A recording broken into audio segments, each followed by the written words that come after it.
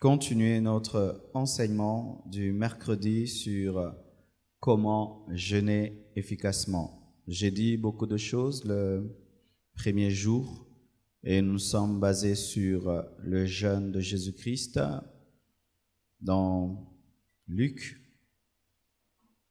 Et nous avons dit que Jésus-Christ a eu un jeûne efficace parce qu'il s'est humilié devant Jean-Baptiste. Il a obéi à toute la volonté de Dieu, même si c'était quelque chose qui le brisait, parce qu'un créateur qui se fait baptiser par sa créature est une chose extraordinaire. Et il était conduit par l'Esprit. Il a refusé de changer la pierre en pain sous l'injonction du diable. Il a refusé d'adorer le diable. Il a refusé de tenter Dieu, même s'il y avait une promesse à son sujet qui disait que Dieu enverrait des anges pour qu'ils ne puissent pas se rompre la cheville. Il a chassé le diable. Et aujourd'hui, c'est un culte d'études bibliques et nous continuons l'enseignement. Matthieu 6, versets 16 à 20, nous dit « Lorsque vous jeûnez, ne prenez pas un air triste. » Lorsque tu jeûnes, si tu veux être efficace, ne prends pas un air triste. Ne prends pas un air triste si tu veux avoir un jeûne efficace. D'abord parce que le jeûne est une invitation de Dieu. Lorsque Moïse est allé faire un jeûne de 40 jours, c'était Dieu qui l'avait invité, qui lui avait dit « monte ici ». Alors imagine que le roi des rois t'invite dans son château, dans son palais, mais tu es triste. C'est une insulte à celui qui t'invite. Alléluia. Même si tu as faim, même si tu te sens faible, veille à ne pas être triste parce que le jeûne n'est pas une corvée, ce n'est pas une punition. Amen. Dieu ne te punit pas en te faisant jeûner. Dieu ne te donne pas une corvée en te faisant jeûner. Ne prends pas un air triste. La tristesse détruit la puissance du jeûne. Même si tu maigris, même si tu deviens faible, veille à ne pas être triste. Amen. Déjà, tu peux comprendre pourquoi est-ce que tes précédents jeûnes n'ont pas marché, parce que tu étais triste dans tout ton jeûne. La tristesse n'est pas le fruit du Saint-Esprit. La tristesse ne vient pas de l'esprit, mais la tristesse vient de la chair. Lorsqu'un homme est spirituel, même s'il jeûne très longtemps, il garde la joie. Amen. Veillez à ne pas prendre un air triste. Et la Bible dit comme les hypocrites. Hypocrite vient d'un terme grec qui veut dire deux masques. Hypocrite, c'est un homme qui a deux masques, qui a deux visages, qui a un visage apparent et un visage secret. Et Dieu ne tolère pas les hypocrites. Les hypocrites ont deux vies.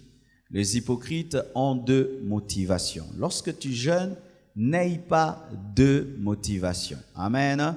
Ne sois pas deux personnes dans le jeûne. Lorsque tu es deux personnes dans le jeûne, Dieu ne va pas t'exaucer et ton jeûne ne sera pas efficace. Lorsque tu as une vie à l'église et une autre en dehors de l'église, ton jeûne ne sera pas efficace.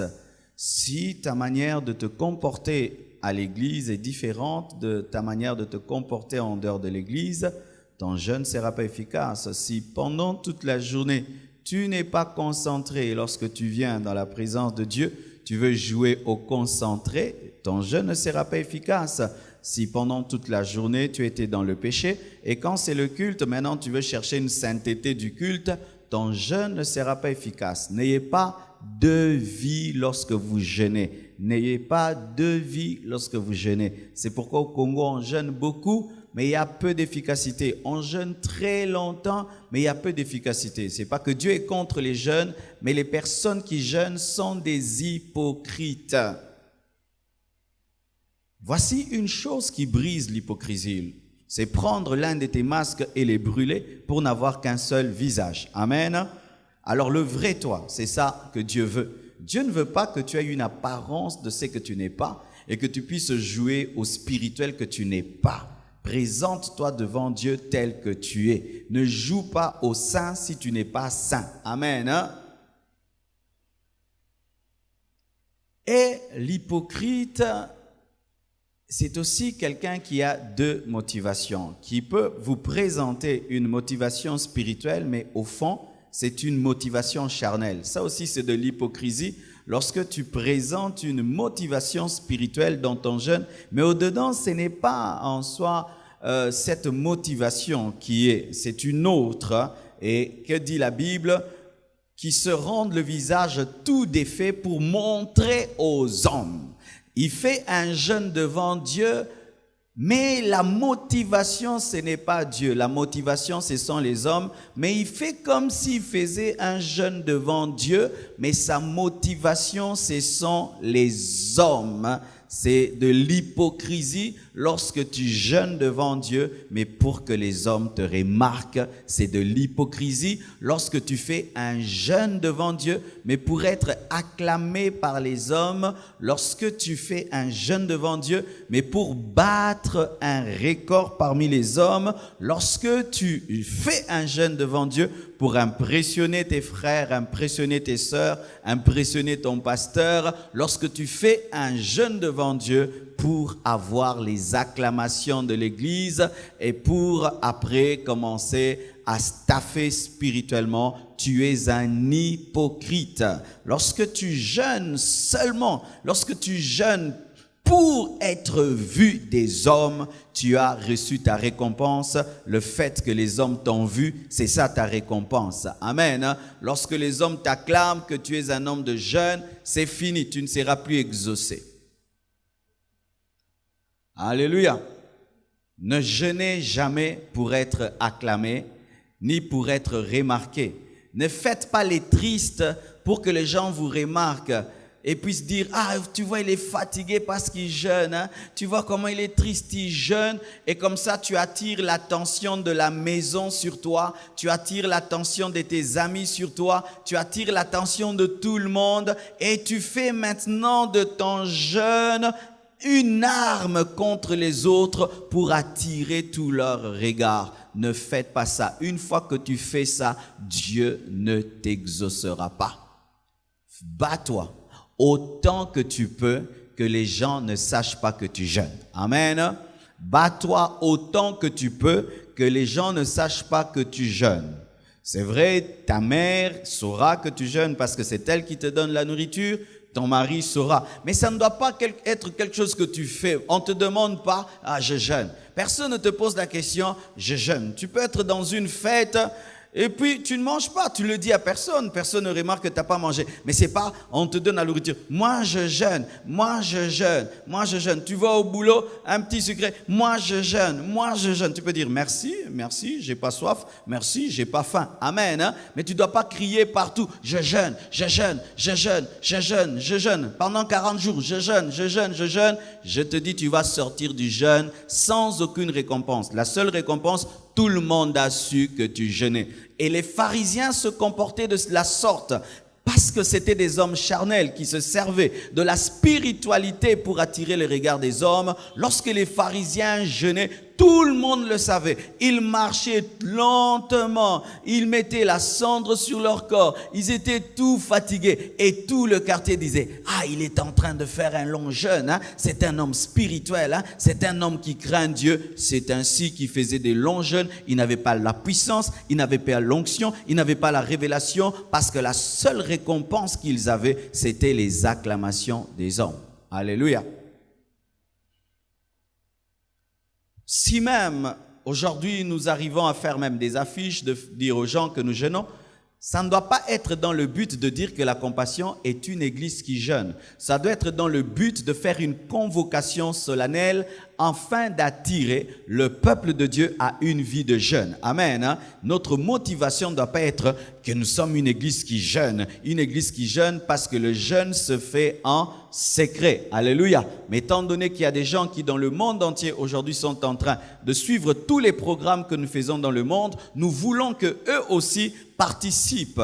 Comme en Israël, on convoquait un jeûne, on sonnait la trompette, on disait il y a un jeûne solennel, tout le monde jeûne, mais ce n'était pas dans un esprit publicitaire, c'était dans un esprit de convocation. Amen. Lorsque nous faisons des affiches, lorsque nous disons jeûnons, jeûnons, ce n'est pas pour faire une publicité sur nous et nous glorifions que nous jeûnons, c'est pour attirer le peuple de Dieu dans le jeûne. Mais si la motivation est de dire que nous, notre pasteur jeûne, nous n'avons aucune récompense et vous ne devez pas aller crier partout, notre pasteur est dans un jeûne, notre pasteur est dans un jeûne. Ne le faites pas. Amen. C'est une organisation entre nous. Nous le savons que le pasteur s'est retiré pour une croisade, mais ce n'est pas que vous devez aller crier et brandir ça maintenant partout. Ah, notre pasteur, c'est un homme de prière. Bien-aimé, c'est la chair. Dieu n'est pas dans ces choses. Amen. Dieu n'est pas dans ces choses. N'allez pas le dire, n'allez pas le crier. Les gens n'ont pas besoin de le savoir et tu n'as pas besoin de le montrer, tu n'as pas besoin de le dire. Autant que cela dépend de toi, cache cela. Tu ne peux le dire que si c'est obligatoire. Amen. Ou vraiment ton patron te dit mange, tu dis j'ai pas faim. Mais pourquoi? Tu dis je suis en prière. Amen. Il te laisse. Mais c'est pas qu'on te pose la question, on te pose pas la question. Je jeûne, mon jeûne. Je suis déjà au 19e jour. Maintenant je suis au 30e. Demain je vais terminer et tout. Et vous les racontez. C'est pourquoi Dieu ne vous exauce pas. Alléluia.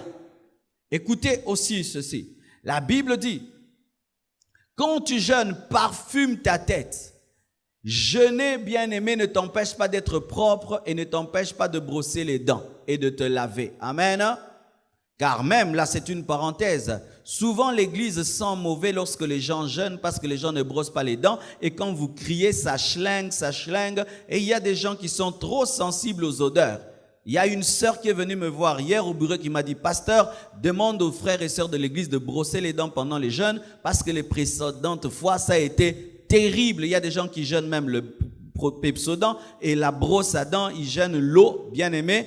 Ne jeûnez pas la brosse à dents ni le Pepsodent. Vous en avez très besoin. Lorsqu'un homme jeûne, la bouche sent très très mauvais. Amen. La laine est très très mauvaise quand on jeûne. Et souvent, lorsqu'on jeûne et que la laine est mauvaise, on s'habitue à son odeur de sorte que tu ne sens plus ton odeur, mais les autres sentent ton odeur. Amen. C'est ainsi que les gens qui ont une mauvaise odeur corporelle ne sentent pas qu'ils sentent mauvais parce qu'ils sont très habitués à leur odeur. C'est comme la chèvre, elle ne sent pas qu'elle sent mauvais. Amen. Et quand ta bouche sent mauvais, tu ne sauras pas qu'elle sent mauvais. Alors, pour ne pas déranger les gens, brosse les dents tous les jours avant de venir au culte, de peur que tes alléluia soient vraiment des attaques démoniaques. Ah oui, brossez vos dents, lavez-vous, parfumez-vous, habillez-vous bien.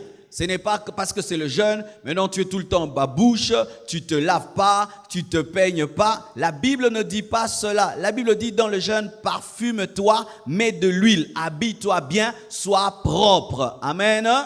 Sois propre pendant ton jeûne parce que tu le fais devant Dieu et Dieu n'a que faire de ta saleté. Amen. Dieu n'exauce pas ta saleté. Amen. Parce qu'il y a des gens qui croient, comme je suis très sale, là, Dieu va m'exaucer. Dieu n'est pas un féticheur.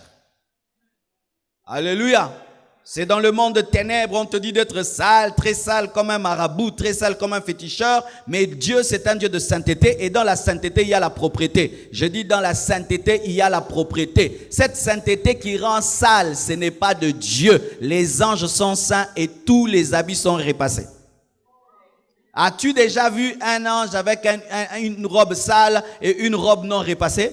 Alléluia, ils vivent dans la présence de Dieu. C'est ici au Congo, lorsque quelqu'un devient très spirituel, qui se permet de s'habiller mal, il ne concorde pas les couleurs rouge, bleu, rouge comme un drapeau. Non, bien aimé, prier n'empêche pas de concorder, prier n'empêche pas d'être propre, prier n'empêche pas de se parfumer, prier n'empêche pas de se laver, de brosser les dents. Amen. Hein? Pendant que tu jeûnes, habille-toi très très bien. Alléluia. Même si la veste va devenir moudinda, tu portes ça. Amen. Moi, j'ai une stratégie. J'ai des habits pour le jeûne et les habits quand je jeûne pas. Comme ça, je suis toujours bien habillé. J'ai des petites vestes, des petits pantalons qui attendent quand j'ai maigri. Je porte ça. Comme ça, je suis toujours bien. Stratégie. Il faut, bien aimer, le faire pour la gloire de Dieu. Il faut que tu puisses faire de manière à ce que les hommes ne sachent pas. C'est pourquoi parfume ta tête, lave ton visage, afin de ne pas montrer aux hommes que tu jeûnes, mais à ton Père qui est là dans les lieux secrets. Pour que ton jeûne soit efficace, il faut le faire en secret et dans le lieu secret. Tu dois le garder secret, mais tu dois le faire dans le lieu secret. Ça veut dire que malgré que tu vas fréquenter les hommes et les femmes pendant ce jeûne, tu dois avoir un lieu secret. Alléluia. Tu dois avoir des moments où tu te retires seul. Il ne faudrait pas que les seuls moments de prière que tu auras soient les prières faites à l'église. Non. Mais en dehors des programmes que nous aurons de 16h à 19h, cherche des moments pour être seul. Alléluia. Aie un lieu secret où tu vas commencer à rencontrer Dieu, où tu te réveilles la nuit, tu vas dans un coin de la parcelle, tu vas dans un coin de la maison, où tu as des temps secrets avec Dieu. Parce que le jeûne est là pour que tu puisses développer ton intimité avec Dieu. Alléluia. Aimer le lieu secret, chercher Dieu de manière secrète, créer des moments de rendez-vous avec Dieu où vous ne priez pas avec quelqu'un, vous priez seul. Amen. Hein? Où vous ne priez avec personne, mais vous priez seul. Dans le désert, Jésus-Christ était seul. Sur la montagne, Moïse était seul. Et d'ailleurs, je dis ceci. On reconnaît la vie de prière d'un homme lorsqu'il prie seul. Prier ensemble n'est pas extraordinaire. C'est efficace, mais ce n'est pas extraordinaire car tu peux prier pendant 3 heures du temps parce qu'un modérateur te pousse et parce qu'une chorale te pousse. Mais être capable tout seul de t'agenouiller et de prier 3 heures du temps sans modérateur ni personne, là c'est la vie de prière. Alléluia. Créez des moments où vous êtes seul afin de jauger votre vraie dimension dans la prière et de sortir de cette retraite avec votre propre vie de prière. Amen. Hein? La retraite, c'est une occasion pour créer une habitude d'avoir un rendez-vous avec Dieu. Tu peux être là, tu pries, vaik. Mais pendant ces 40 jours, tu peux créer une habitude d'1 heure précise où tu te réveilles et tu pries. Amen. Hein? De sorte que ça devienne une habitude spirituelle et après même le jeûne, ton corps et ton esprit continuent à se réveiller et à prier en ce moment-là. Alléluia. Il faut garder des bonnes habitudes, créer des bonnes habitudes pendant les jeûnes, des habitudes secrètes. Daniel avait une habitude secrète. Il priait le matin, il priait à midi, il priait le soir. Et les gens savaient cela. Et c'est au travers de cette habitude même qu'on a voulu le tuer. Aie un secret avec Dieu, un lieu secret. Alléluia. Il ne faut pas chercher à attirer les regards des hommes. Il faut le faire en secret dans le lieu secret. Il ne faut pas attendre la récompense des hommes. Si tu veux faire un jeûne efficace, n'attends pas la récompense d'un homme. Il y a des gens souvent dans les églises qui prient, Seigneur, après cette retraite, élève-moi à l'église, élève-moi dans l'église, que le pasteur me voie, que le pasteur me découvre. Frère, tu seras déçu. Amen. Hein? Tu seras déçu. Alléluia. Que le pasteur me voie, que le pasteur me découvre. Seigneur Dieu de gloire, je prie que tu puisses faire que les hommes me récompensent. Tu seras déçu. C'est Dieu qui va te récompenser. Et des fois, tu peux faire un jeûne en cette année, mais Dieu te récompense après 10 ans. Un pasteur m'a dit ça au début du ministère. Heureusement qu'il me l'avait dit. Il revenait d'un jeûne de 40 jours et puis je lui ai dit, pasteur, qu'est-ce que tu sens après ce jeûne de 40 jours? Est-ce que tu sens une plus grande onction? Est-ce que l'église a grandi? Il m'a dit, Marcelo, sache que des fois tu peux faire un jeûne de 40 jours et puis c'est après 3 ans, 5 ans que tu vois les effets de ce jeûne. Heureusement qu'il m'avait bien enseigné à ce sujet, de sorte que quand tu pries, tu t'attends seulement au plan de Dieu. Alléluia. Attendez-vous à Dieu. C'est Dieu qui va vous récompenser. Sachez ceci. La récompense terrestre du jeûne peut être différée, mais la récompense du jeûne en esprit est directe. Ayez plus la conscience du tribunal du Christ, qui est un tribunal de récompense. Car même si les hommes ne récompensent pas ton jeûne, Dieu qui est au ciel te récompensera. Lui qui voit dans le secret te récompensera. Et pendant le jeûne, Dieu peut te diriger à prier pour Haïti, à prier pour le Cameroun. Et tu termines ton jeûne, tu as prié pour le Cameroun. Le président camerounais ne te connaît pas. Le pasteur ne savait même pas que tu priais pour le Cameroun. Et au travers de ton jeûne, un puissant réveil est déclenché au Cameroun. Un homme reçoit une onction, il commence à prêcher. Un puissant réveil vient au Cameroun. Mais personne ne sait qu'un Congolais qui, dans le secret, a prié pendant 40 jours. Une telle récompense, l'homme ne peut te la donner. C'est Dieu qui te la donnera. Bien-aimés, certains réveils que nous vivons proviennent peut-être de la Chine, peut-être du Japon. Un groupe d'intercesseurs est entré en prière et ils ont prié pour le Congo et un réveil est venu au milieu de nous, mais nous ne savons d'où il vient. Amen. Hein? C'est pourquoi ne faites rien pour des récompenses immédiates et directes, mais faites les choses devant Dieu. Ah oui, je ne te mentirai pas. Des fois, pour motiver les hommes, on enseigne mal, pour enseignant toujours des choses directes, des choses immédiates. Après ton jeûne, tu verras. Après ton jeûne, tu verras. Oui, après ton jeûne, tu verras, mais il y a des choses que tu ne verras pas. Que tu verras au temps de Dieu, que tu peux voir après 3 ans, après 4 ans. Tu entres en retraite dans ce jeûne pour la conversion de toute ta famille. Tu peux sortir du jeûne, personne ne s'est converti. Et tu vas dire, Dieu ne t'a pas exaucé. Mais tu vas voir après 3 ans, 4 ans, 5 ans, tout le monde finit par se convertir. Alléluia. Le timing vient de Dieu. Alléluia. Le timing vient de Dieu. Le diable voudra te troubler en t'amenant à rechercher des récompenses humaines. Mais concentre-toi sur Dieu qui voit dans le secret et qui te le rendra en son temps. Amen. Ne cherche pas ce qu'on t'acclame. Certains, lorsqu'ils entrent en retraite, ils disent dans leur famille, je suis en retraite pour vous, je suis en retraite pour vous. Et ils veulent être chouchoutés pendant la retraite parce qu'il est en train de jeûner pour la famille. Il faudrait que maintenant on puisse le chouchouter. S'il crie un peu de l'eau, il crie un peu de l'eau, il crie ceci, de l'eau. C'est moi l'intercesseur de la famille. Bien-aimé, tu as ta récompense lorsque ta famille te chouchoute. N'attendez aucune récompense. Et des fois même, tu peux entrer en jeûne pour quelqu'un et après le jeûne, Dieu le bénit, mais il t'oublie. Ah oui, tu peux faire une retraite en faveur d'un homme et Dieu le bénit par ta prière, mais n'attends même pas qu'il te dise merci.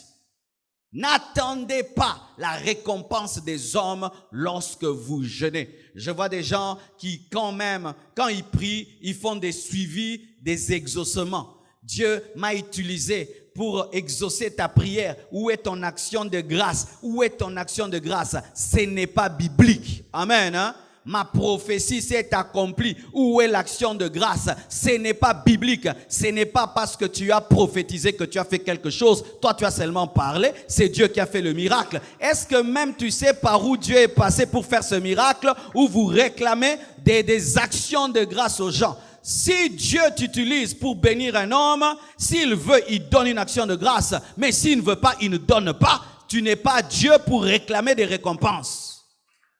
Alléluia.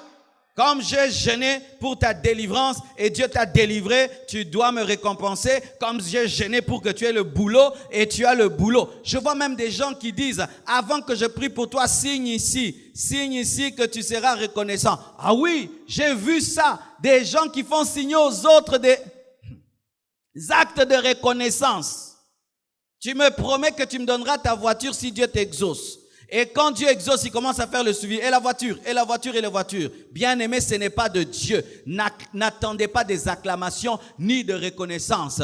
Tu viens du jeûne, tu as cherché Dieu et l'onction tombe sur toi et Dieu t'utilise pour bénir les autres et les guérir. N'attends même pas qu'ils te disent merci.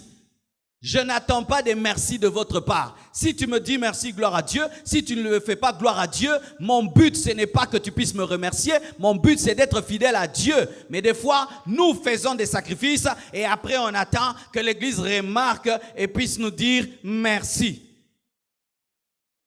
Je sais ce que je dis, car nous sommes tombés dans un tel piège. lorsque je priais dans notre église Flaming Fire, nous étions un groupe de jeunes qui priaient beaucoup. Et pendant le jeûne, on faisait des grands efforts. Vous imaginez que tout le monde est fatigué, vous entonnez les cantiques. Et en ce temps-là, on n'entonnait pas avec un micro. C'était sans micro. Vous battez les mains, vous jeûnez et vous entonnez. Vous êtes fatigué et toute l'église dépend de vous. C'est vous qui devez entonner, c'est vous qui devez modérer. Et la retraite réussit. Il y a la puissance, il y a l'onction. Mais quand on dit Amen, tout le monde s'en va et oublie les jeunes gens. Gloire à Dieu. Aujourd'hui, Dieu nous récompense. Alléluia. N'attendez aucune récompense. Vous êtes la chorale, pendant le jeûne, vous avez chanté, et puis vous comptez combien de fois vous avez chanté affamé, et puis vous attendez une récompense. C'est Dieu qui va vous récompenser. Amen. Hein? Ne chantez pas en regardant l'église comme ça.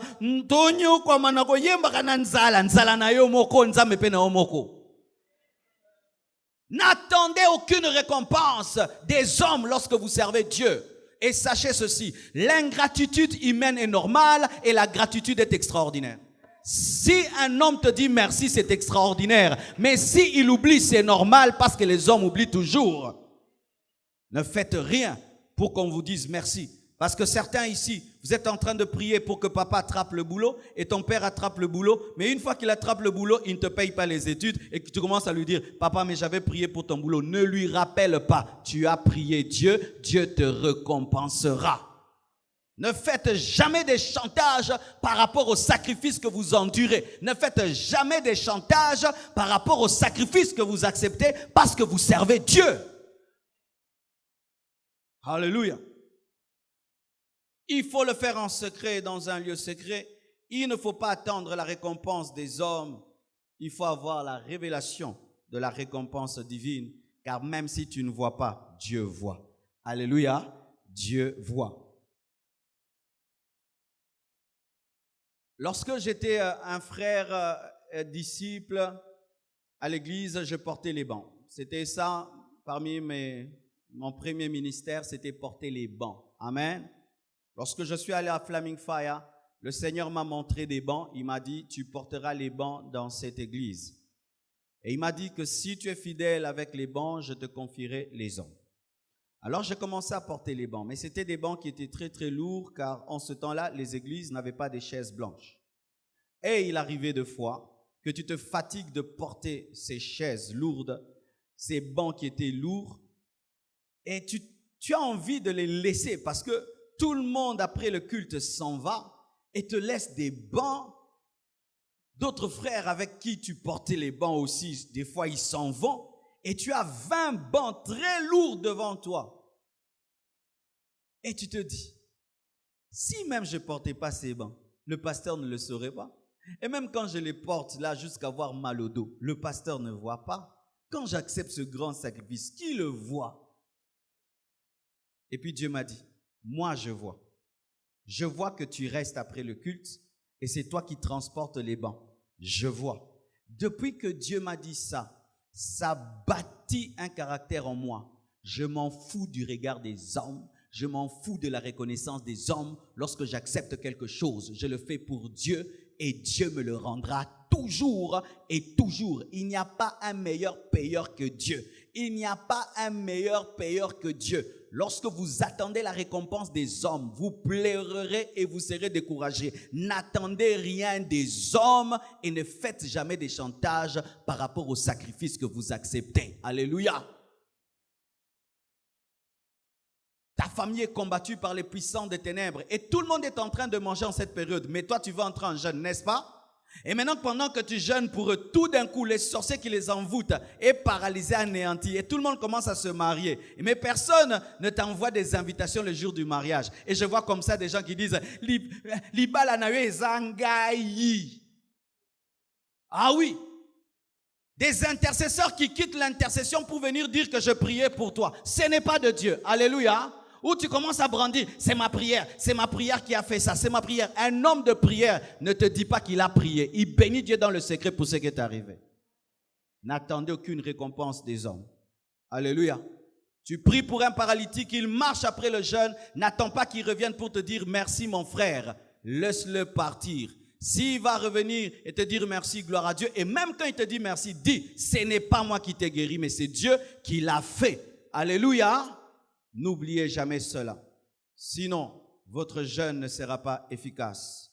Et la Bible dit dans 2 Corinthiens 6, verset 4, « Mais nous rendons à tous égards recommandables, comme serviteurs de Dieu, par beaucoup de patience dans les tribulations, dans les calamités, dans les détresses, sous les coups, dans les prisons, dans les troubles, dans les travaux, dans les veilles, dans les jeûnes, par la pureté et par la connaissance, par la longanimité, par la bonté, par un esprit saint et par une charité sincère, par la parole de vérité, par la puissance de Dieu, par les armes offensives et défensives de la justice. Mais je veux plus parler dans les jeûnes. Nous nous rendons à tous égards recommandables comme serviteurs de Dieu dans les jeûnes. Bien-aimés frères et sœurs, tu dois savoir que c'est la part de tout vrai serviteur de Dieu que de jeûner. Alléluia. Lorsque tu jeûnes, ne trouve pas cela extraordinaire. Il y a des gens qui trouvent que c'est extraordinaire de jeûner. Alors que non.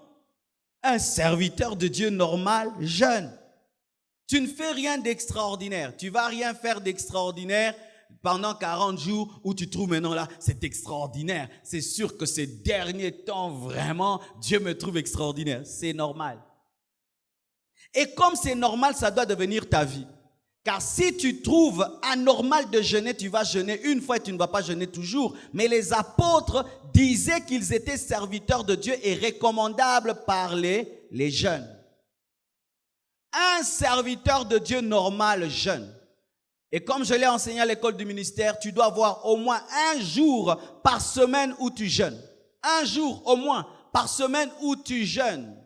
Et tu ne jeûnes pas seulement parce que tu vas prêcher, tu ne jeûnes pas seulement parce que tu as un problème, parce que c'est la vie normale d'un serviteur de Dieu de jeûner. Alléluia.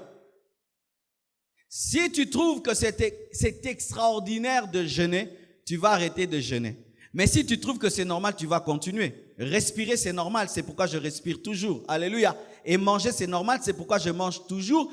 Et jeûner, c'est normal, c'est pourquoi je dois continuer à jeûner. Tu ne fais rien d'extraordinaire, c'est la vie normale d'un serviteur de Dieu. Et si tu es un serviteur de Dieu qui n'aime pas les jeûnes, tu es un mauvais serviteur de Dieu. Un serviteur de Dieu qui n'aime pas les jeûnes est un mauvais serviteur de Dieu. Car Jésus-Christ est notre modèle et Jésus-Christ a jeûné alors qu'il était fils de Dieu par essence. Il était fils de Dieu par essence. Il n'était pas un fils adoptif de Dieu, mais il était fils de Dieu par essence, mais il a jeûné. À combien plus forte raison, nous qui sommes des fils adoptifs de Dieu. Si le fils de Dieu parfait a jeûné, il n'avait pas de péché. Il n'avait pas de problème de foi, mais il a jeûné. Et alors toi qui as des problèmes de péché, tu as des problèmes d'incrédulité, tu as des problèmes de la chair qui te dérangent, tu ne vas pas jeûner. Nous ne jeûnons pas lorsque nous sommes charnels. Vous allez voir dans cette église, les gens qui ne vont pas jeûner sont charnels. Les chrétiens charnels de cette église, ils vont s'arranger à ne pas jeûner. Ils vont se trouver toutes sortes de raisons pour ne pas jeûner. Mais en soi, c'est quoi? C'est un esprit charnel, un esprit de désobéissance. Et lorsque tu es serviteur à l'église, tu ne jeûnes pas, tu n'es pas serviteur. Tu n'es pas serviteur, pourquoi? Pendant que les autres payent le prix devant Dieu, toi, tu es en train d'attendre la récompense et puis dire, cette année, nous sommes à 6 000. Alléluia. Les autres jeunes cherchent Dieu et puis Dieu déclenche un réveil et toi, tu ne fais que manger, manger, manger. Et quand l'église grandit, tu vas être président d'un département, tu veux des responsabilités dans votre grande église alors que toi, tu es un bouffeur. Et j'ai vu ça dans des églises où les fidèles jeûnent, les hommes de Dieu ne jeûnent pas. Les hommes de Dieu font entrer les fidèles dans des jeûnes et eux-mêmes ne sont pas dans des jeûnes. Ils sont comme des maîtres de musculation qui te disent pompe, toré, meyaotalo aolia. Tu sais, quand tu es un professeur de musculation et tu ne fais que donner des exercices à ton disciple, lui va devenir musclé, toi tu vas devenir obèse et un jour il va te taper. Et lorsque tu es serviteur à l'église, pendant que toute l'église jeûne, toi tu manges, les fidèles vont grandir dans la puissance et dans la grâce et ils finiront par te remplacer. Ah oui, ils finiront par te remplacer. N'osez jamais devenir des serviteurs dans une église où l'église va en guerre et est dans des sacrifices et vous jouez au serviteur, mais tu sais que tu n'es même pas dedans, tu es un aventurier. Tu es un aventurier, tu dois démissionner de ton poste, tu dois quitter ton poste. Surtout des intercesseurs qui vont oser manger pendant le jeûne.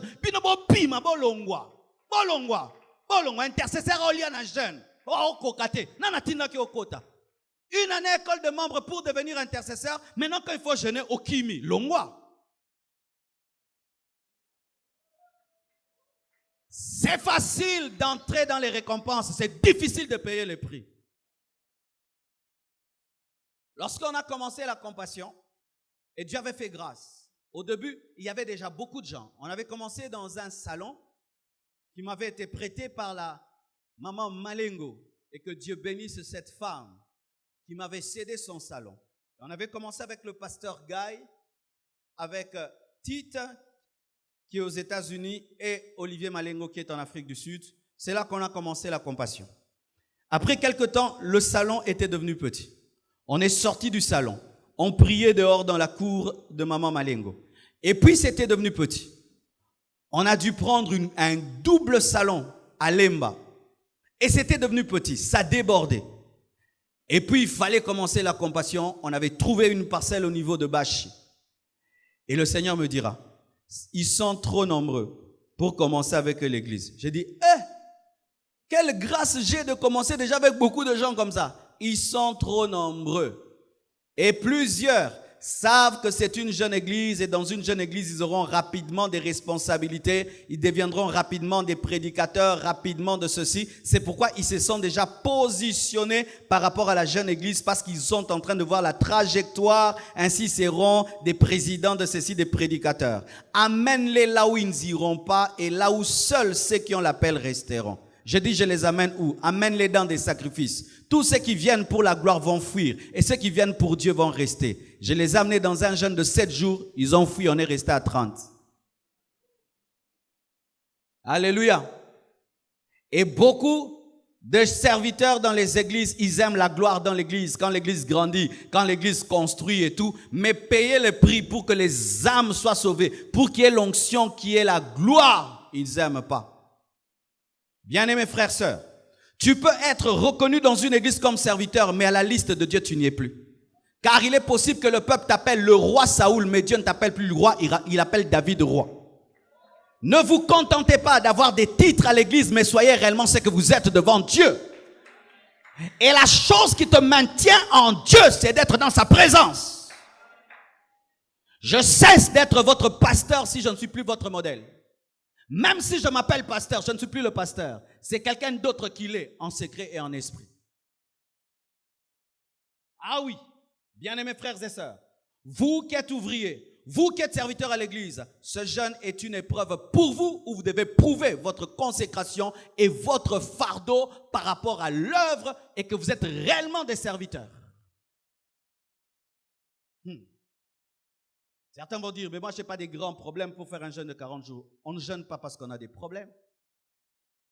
Je peux dire que je n'ai pas beaucoup de problèmes, que la plupart de mes problèmes sont résolus. Mais pourquoi est-ce que je vais le chercher? Parce que je ne vis plus pour moi, je vis pour les problèmes des autres. J'aimerais que Dieu m'utilise pour commencer à résoudre les problèmes des autres. Mais si toi tu es un serviteur à l'église, quand tu n'as pas de problème, tu ne pries pas, tu ne portes pas le fardeau parce qu'un serviteur ne prie pas parce qu'il a des problèmes, il prie parce qu'il porte les fardeaux des autres. Et tous les ouvriers de cette église, vous devez jeûner. Tous les présidents des départements, vous devez le faire, sinon tu n'es pas un président. Comment est-ce que tu vas diriger des gens? Eux, ils sont en train de jeûner, de chercher Dieu. Toi, le président, tu es KO. Longwa, Cham Tumsus.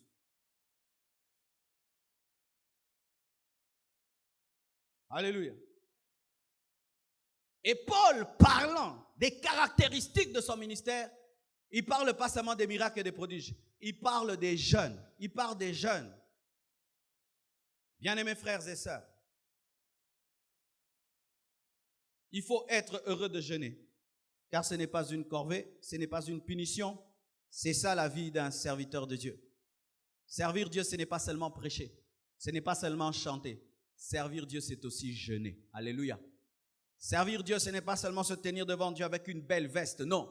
Servir Dieu, c'est aussi se retirer afin de chercher le Dieu de ton appel. Alléluia.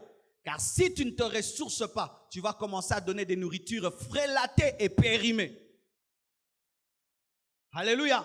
Tu risques de servir Dieu avec l'onction d'hier, avec une vieille onction, une onction qui stagne, attire des mouches et amène la puanteur spirituelle.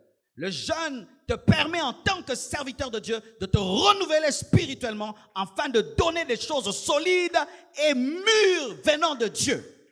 Et si tu es serviteur de Dieu, tu dois aimer cela parce que ça te permet de t'entretenir spirituellement et de te renouveler spirituellement. Alléluia. Ainsi, un serviteur de Dieu, lorsqu'on lui dit de jeûner, il est content. Alléluia. Lorsqu'on dit à une voiture qu'elle va faire l'entretien, elle est contente. Et lorsque Dieu te dit jeûne, tu dois être content parce que Dieu va faire l'entretien de ton esprit, l'entretien de ton ministère. Tu es content parce que Dieu va changer les filtres, l'huile et tout ce qui va avec. Mais quand tu n'aimes pas ça, tu ne sers pas Dieu. Il faut savoir, bien-aimé, que la grâce n'empêche pas de jeûner. Celui qui a écrit le livre de Corinthiens, c'est l'apôtre de la grâce. C'est l'homme que Dieu a appelé afin de prêcher l'évangile, pas seulement aux Juifs, mais aux païens, afin de démontrer au travers de son message que Dieu est un Dieu de grâce, mais malgré qu'il avait une profonde révélation, une profonde connaissance de la grâce, Paul faisait des jeûnes. La grâce ne nous empêche pas de jeûner. J'entends les témoins de Jéhovah qui disent qu'il ne faut pas jeûner parce que Jésus-Christ a jeûné pour nous. Ah, il ne faut pas prier aussi parce que Jésus a prié pour nous. Il ne faut pas enseigner parce que Jésus a enseigné pour nous. Pourquoi quand vous êtes jeûne, vous êtes il ne faut pas dormir parce que Jésus a dormi pour nous. Dis bêtises. Alléluia. Oh, il ne faut pas jeûner. Oui, je ne vais pas monter à la croix parce que Jésus est monté pour moi. Mais pour ce qui est du jeûne, je vais jeûner parce que Paul a jeûné, Pierre a jeûné et ce sont nos modèles. La grâce n'empêche pas le jeûne. Alléluia. Et la grâce n'empêche pas le jeûne et le jeûne ne remplace pas la grâce.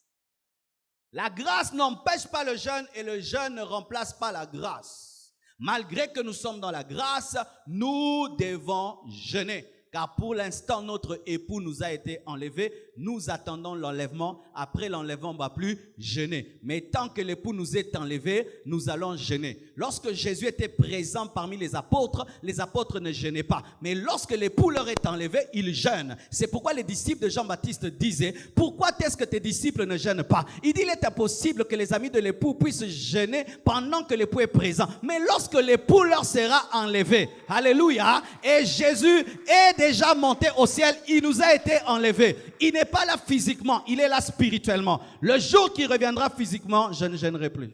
Mais tant qu'il n'est pas là, je jeûnerai jusqu'à ce qu'il revienne, car mon jeûne est une prophétie pour dire qu'il doit revenir. Alléluia. Que personne ne te dise qu'au nom de la grâce, il ne faut pas jeûner. Et non, dans la grâce, on ne fait rien. Dans la grâce, on ne fait rien. Voici des versets dans la grâce qui montrent qu'on fait quelque chose. Paul dit, je traite durement mon corps. Je traite durement mon corps. Parce que je ne veux pas être rejeté après avoir prêché aux autres. Si la grâce fait tout, ne traite pas durement ton corps, laisse-toi aller, tu vas te retrouver au ciel. Essaye de te laisser aller, tu vas te retrouver en enfer. Oh, Nami Tiki, si tu coules, tu couleras en enfer. Le ciel, il faut monter. La Bible dit monte ici, pas descends ici. Si tu trouves que tout est facile dans ta vie, tu descends. Ah oui, j'ai reçu cette leçon. Une fois, je vais dans un hôtel et il y avait un principe dans l'ascenseur. On te donne une carte et pour monter, tu dois pas seulement appuyer au 5e étage. Tu dois mettre d'abord ta carte, la carte de ta chambre, et puis tu appuies 5e étage et puis tu montes. Mais pour descendre, on ne met pas la carte. Appuie seulement, tu vas descendre. Et Dieu m'a expliqué, tu vois, descendre c'est facile, monter c'est difficile. gravir des échelons dans le ministère, il y a des disciplines. Mais tu veux détruire le ministère,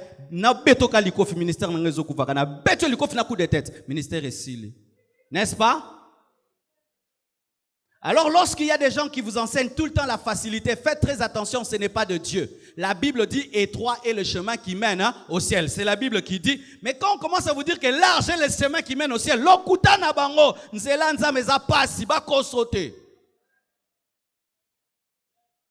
si quelqu'un commence à te prêcher, la vie chrétienne c'est facile, il ment. C'est faux.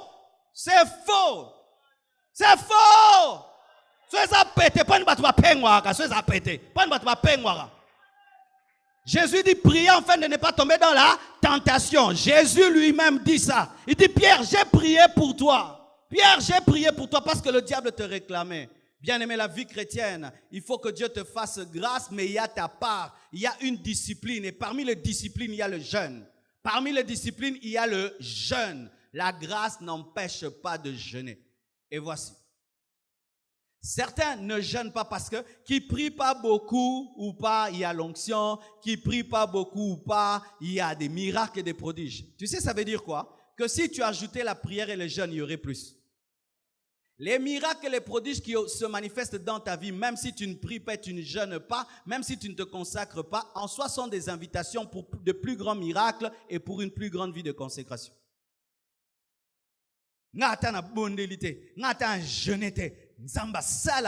En soi, Dieu veut te dire, je peux faire plus si tu montes.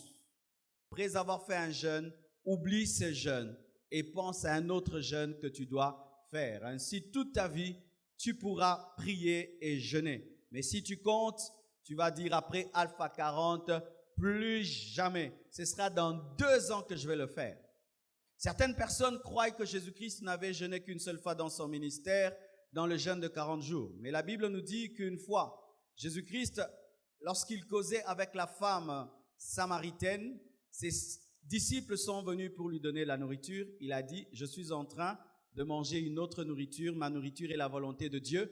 Jésus était en train de jeûner. Jésus-Christ n'avait pas seulement jeûné au début de son ministère, mais même dans son ministère, il jeûnait, car là, il a refusé de manger parce qu'il se nourrissait de la volonté de Dieu. Pour terminer, j'aime ce passage. Luc 2, versets 36 à 38. La Bible dit, il y avait aussi une prophétesse, Anne. Nous croyons au ministère de la femme. Amen. Nous croyons que Dieu peut faire d'une femme une prophétesse. Alléluia.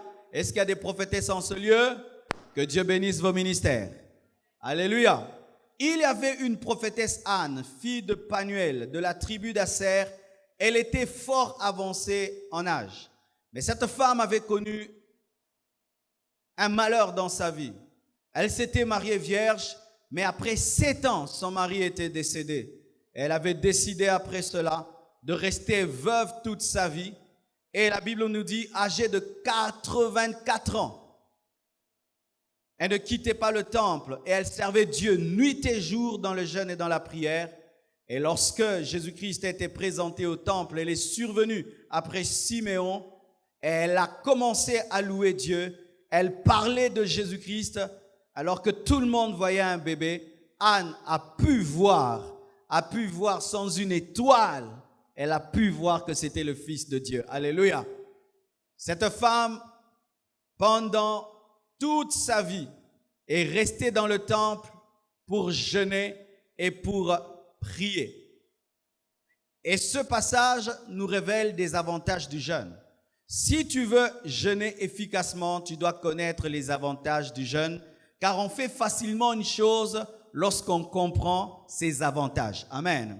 Et par ce passage, voici quelques avantages du jeûne. Le jeûne te facilite la consécration. Amen. Le jeûne facilite la consécration. Cette femme, après avoir perdu son mari, a décidé de se consacrer. Et pour se faciliter la consécration, elle est restée dans le temple en train de jeûner et de prier. Tu vas remarquer pendant la période de jeûne, ton niveau de sanctification va s'élever. Il y a des péchés que tu commettais que tu ne commettras pas. Et même le péché de la langue. tellement que tu auras faim. Au kokoto ngate, teman zala. Les gens vont commencer à critiquer devant toi, mais pas moins de consommer les critiques, bro. Mia. Alléluia. Le jeûne va te donner la maîtrise de soi. Toi qui aimes te battre, tu es au 21e jour. Tu vas te battre comment? Alléluia. Tu es un impudique. Comment tu vas aller jeûner? Tu vas aller courtiser une sœur. Sœur. Le jeûne facilite la consécration. Amen. C'est pourquoi il y a même des gens qui redoutent la fin du jeûne. Ils disent, ah, mon péché va revenir. Non, Dieu va te délivrer de ton péché pendant le jeûne. Je dis, Dieu va te délivrer de ton péché pendant le jeûne. Je dis, Dieu va te délivrer. Beaucoup de gens, l'année passée, ont témoigné que Dieu les a délivrés de l'homosexualité pendant le jeûne. Dieu va te délivrer pendant le jeûne. Le jeûne facilite la consécration. Tu veux te consacrer davantage, fais un jeûne. Le jeûne aussi facilite le prophétique. Dis le prophétique. Voyez les mages. Pour avoir la révélation que Jésus-Christ était le Fils de Dieu, il fallait beaucoup de choses. Il fallait une étoile qui paraît dans le ciel, qu'ils vont suivre jusqu'à aller devant la crèche de Jésus. Mais cette femme n'avait pas besoin d'étoile. Elle était en jeûne et la sensibilité était très grande. Elle pouvait détecter parmi le bébé le Fils de Dieu. Alléluia. Que Dieu te donne une grande sensibilité spirituelle pendant ce jeûne. Le jeûne donne la sensibilité. Lorsque les choses étaient floues, tu commences à voir clairement. Lorsque tu n'entendais pas, tu commences à entendre. Lorsque tu ne voyais pas, tu commences à voir. Et ce que tu trouvais normal devient extraordinaire. Dieu, pendant le jeûne, va ouvrir tes yeux, va ouvrir tes oreilles, va te donner des perceptions spirituelles et la capacité de comprendre la volonté de Dieu, de saisir la volonté de Dieu et de discerner les temps et les époques de Dieu et de discerner même ton futur. Car lorsqu'elle a prophétisé sur Jésus, elle avait prophétisé sur son propre salut, car le bébé qui était là n'était pas qu'un bébé, c'était le futur crucifié. Elle a vu toutes ces choses. Pourquoi? Elle était dans le jeûne et les jeunes avaient libéré sur elle une onction prophétique.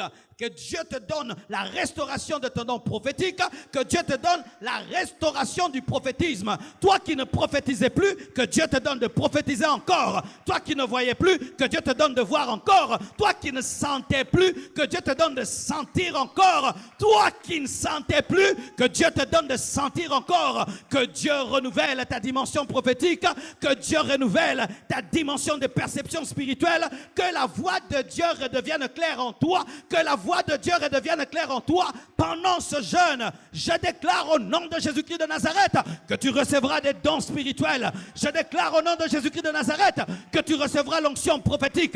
Et toi qui n'as jamais prophétisé, tu vas prophétiser pendant ce jeûne. Tu vas prophétiser. Toi aussi tu diras, ainsi dit le Seigneur.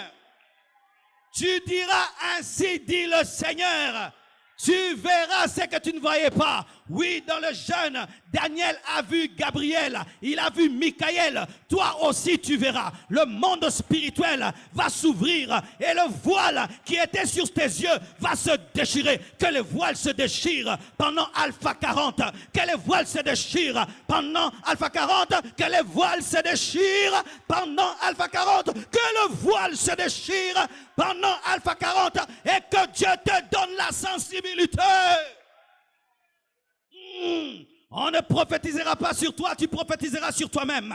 On ne prophétisera pas sur toi, tu prophétiseras sur toi-même. Dieu t'établit comme le prophète de ta famille. Il t'établit comme le prophète de cette nation. Il t'établit comme le prophète de toi-même. Prépare-toi à avoir des songes, à avoir des visions, à avoir des révélations. Tu comprendras ce que tu ne comprenais pas. Tu liras la Bible et tu comprendras la Bible. Tu liras la Bible et tu comprendras la Bible. Tu liras la Bible et tu comprendras la Bible, car le jeûne ouvre le ciel et libère sur toi une onction prophétique.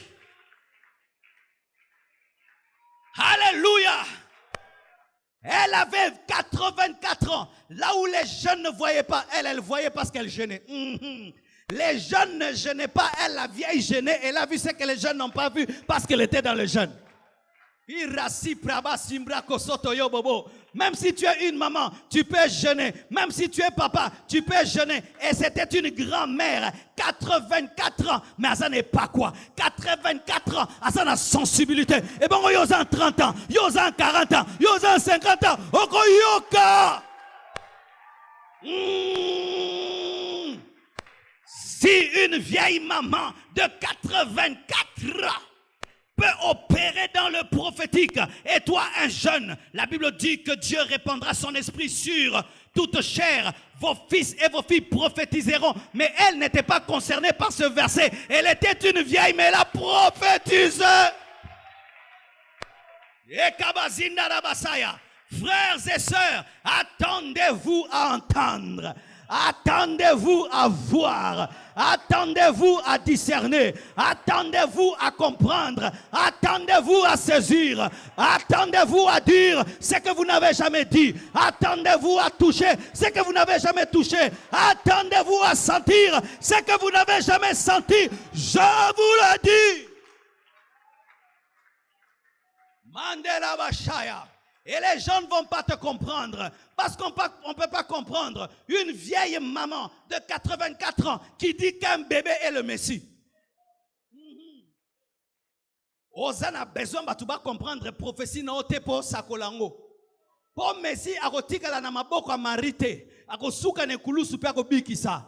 Si Dieu te dit de dire quelque chose, dis-le. Même si les temps et les circonstances sont contraires, toi annonce-le que ce bébé-ci n'est pas un bébé. C'est lui le créateur de nous tous. Marashaya Basaya. Tout le temps que Anne vivait dans le jeûne et de la prière, elle n'attendait qu'une seule chose, le jour où Jésus serait présenté dans le temple. Mais lorsque le matin du jeûne, elle s'est réveillée, est-ce qu'elle pouvait savoir que la journée finirait avec un Jésus présenté dans le temple? Continue à jeûner dans ta vie parce que tu ne sais pas. Tu ne sais pas ce qui peut arriver un jour. Ne lâche pas, même si tu as faim, même si tu es fatigué, parce que tu ne sais pas ce qui peut arriver. Car tu peux lâcher, alors que c'est demain que tu entendras la voix de Dieu. Car tu peux lâcher, alors que c'est demain que l'onction de ta destinée va tomber sur toi. Car tu peux lâcher, alors que c'est demain qu'il y aura la rencontre spirituelle. Quel cadeau à une vieille dame que de voir son Créateur avant de mourir. Dieu te réserve un cadeau. Dans cette retraite, Dieu te réserve un cadeau. Dieu te réserve une surprise.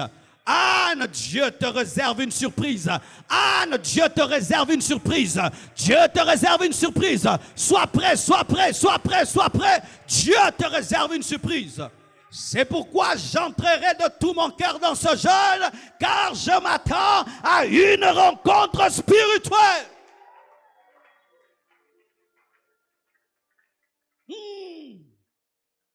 Siméon attendait ce jour et sa prophétie s'est accomplie car il lui était dit, tu ne mourras pas sans avoir vu le Messie.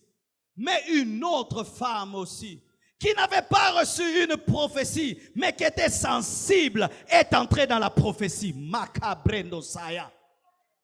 Anne n'avait pas une prophétie particulière lui disant, tu ne mourras pas sans voir. Mais elle était à côté de celui qui avait reçu la promesse. Mais comme elle était sensible, elle est entrée aussi dans la promesse de Siméon.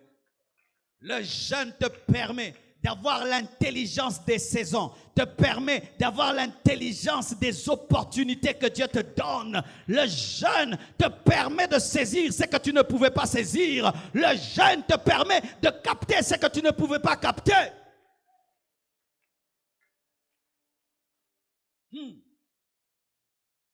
Et la Bible dit, elle a commencé à louer Dieu et annoncer que celui-ci est le Fils de Dieu. Tu prêches l'évangile sans puissance. Le jeûne va te donner le revêtement de puissance.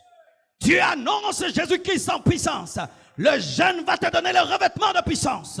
Car c'est un péché que de parler du Dieu Tout-Puissant sans puissance. C'est un péché que de parler du Dieu Tout-Puissant sans puissance.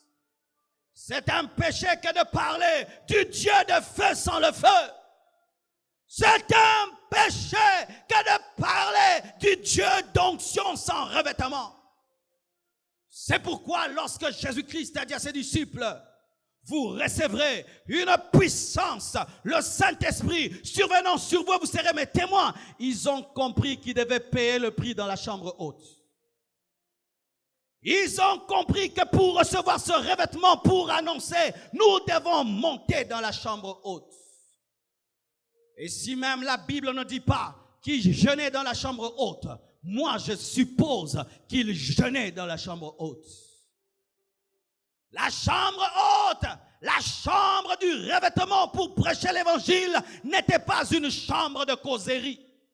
On ne vient pas à l'église pour causer. On ne vient pas à l'église pour papoter. On vient à l'église pour prier.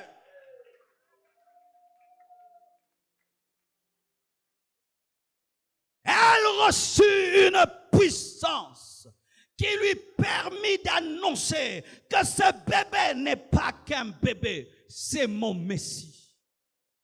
Le jeûne te donne la force d'assumer qui tu es. Car la Bible nous dit, après le jeûne de Jésus-Christ, il est allé dans le temple, il a ouvert le livre d'Ésaïe et il a lu, l'Esprit du Seigneur est sur moi, car il m'a oint pour annoncer la bonne nouvelle aux pauvres, pour annoncer aux captifs la liberté, aux prisonniers la délivrance. Et lorsque tout le monde dans le temple lisait le livre, chacun allait s'asseoir d'où il venait. Mais dans le temple, il y avait une chaise qu'on appelait la chaise du Messie, qui était réservée au Messie. Et lorsque Jésus-Christ a ouvert le livre d'Ésaïe, il n'a pas fait comme les pharisiens parce qu'il n'était pas pharisien. Il n'a pas fait comme les sadducéens car il n'était pas sadducéen. Il a dit, cette parole que vous avez eu l'habitude d'entendre théoriquement n'est plus une théorie. Elle vient de s'accomplir. Et lorsqu'il a lu, il n'est pas rentré là où il était assis, car là où il était assis n'était pas sa place. Il est allé s'asseoir sur la chaise du Messie.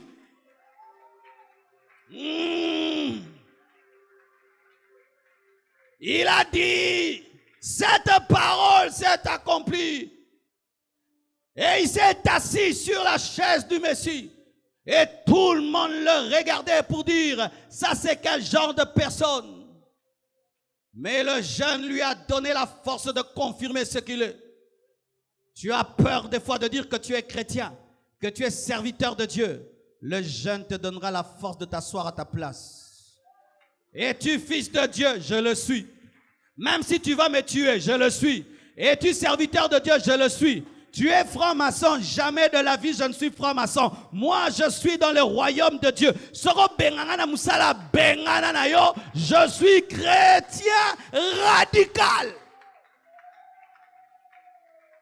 Bien-aimés frères et sœurs, lorsque je lis la vie de cette femme, qui lorsqu'elle a perdu son mari, elle a offert sa vie en train de jeûner. 84 ans. Je ne sais pas quel âge cette femme avait perdu son mari.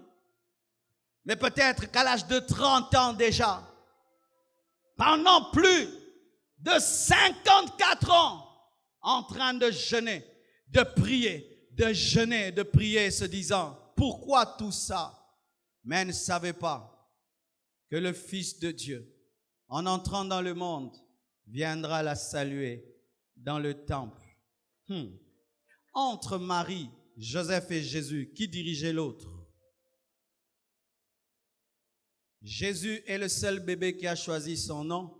Il est le seul bébé qui dirigeait sa poussette. Jésus est le seul bébé qui a choisi son nom, qui a choisi ses parents et qui dirigeait la poussette. Lorsqu'il a voulu que sa poussette puisse aller en Égypte, il a dit en songe à Joseph de l'amener en Égypte. Et lorsqu'il a voulu rencontrer Anne qui jeûnait et qui le priait, il a poussé ses parents à l'amener au temple afin de rencontrer Anne. Le jeûne t'attirera ce qui est à toi. Ça viendra vers toi. Ça viendra vers toi. Je dis, ça viendra vers toi. Ramazinda rebobobobo shinda. Au nom de Jésus-Christ de Nazareth, je déclare que ce qui est à toi vienne vers toi. Que ce qui est à toi te cherche et te trouve. Te cherche et te trouve. Te cherche et te trouve. Te cherche et te trouve.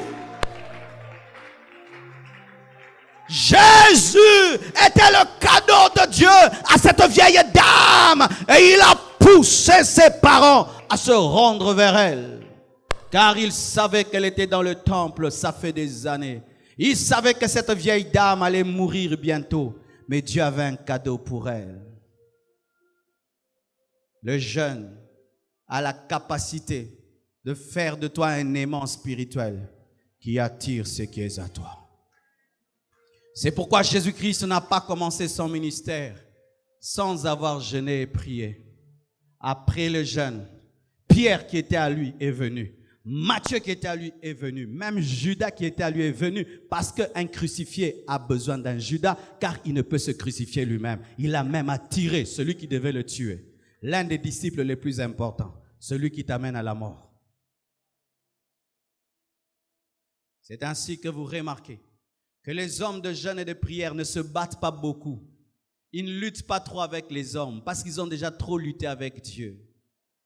Lorsque Jacob n'était pas un homme de prière, il luttait avec les hommes et il arrachait les bénédictions d'Ésaü. Mais lorsqu'il est devenu un homme de prière, il a lutté avec Dieu. Et tout ce qui est à lui est devenu à lui. Il est devenu prince avec Dieu. Un prophète qui pouvait annoncer à ses fils leur futur et ils le sont devenus. Tu sais pourquoi tu luttes avec les hommes? Parce que tu ne luttes pas avec Dieu. Le jour que tu lutteras avec Dieu, tu ne te battras plus avec les hommes. Parce que si je peux lutter avec Dieu, j'étais déjà tapé. Qui pouvait empêcher à cette femme Anne de rencontrer Jésus? Impossible. Elle avait déjà percé en esprit, de sorte que Joseph et Marie pensaient qu'ils y allaient pour eux, alors qu'ils y allaient aussi pour Anne. Que Dieu vous bénisse et qu'il vous donne la force de le chercher, de le chercher, de le chercher. Nous sommes debout, nous entrons dans cette onction, nous prions et nous disons à Dieu, je veux ces choses. Prions au nom de Jésus. Yenda razabaka. Ikababa shanda. Yenta baba shanta. Je veux ces choses. Je veux ces choses. Alléluia. Je veux ces choses. Qui veut ces choses? Je veux ces choses.